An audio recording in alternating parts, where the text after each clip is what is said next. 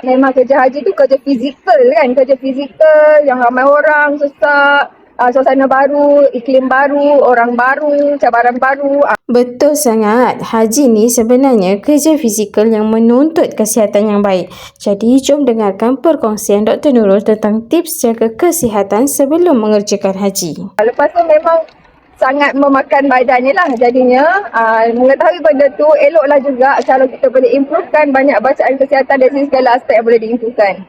So, pergi doktor tu penting, optimizekan keadaan tu dengan ubat tu penting, tapi sebenarnya tak cukup. Bagi saya memang tak cukup.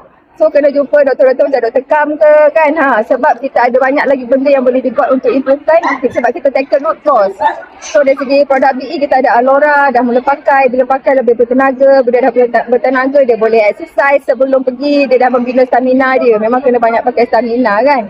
Lepas tu dah mulakan produk-produk yang baik ke jantung dia, improvekan circulation dia, immunity dia, kita ada Shiruto, yang tadi tu ada Bifil, lepas tu ada basic nutrition pakai spirulina, maksudnya biasakan daripada sekarang. Lepas tu pemilihan pemakanan, waktu rehat, waktu senaman semua tu lah.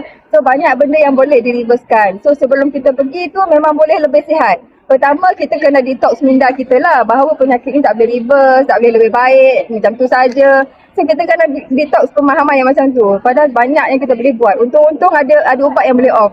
Ada potensi tu kalau kita ambil langkah-langkah ni lah. Itu satu. Maksudnya banyak produk kesihatan yang boleh membantu lagi. Itu satu. Maknanya bagi diri sendiri yang nak pergi boleh buat. Ataupun ada parents yang nak pergi kan. So kita boleh bantu parents kita dengan produk-produk macam tu.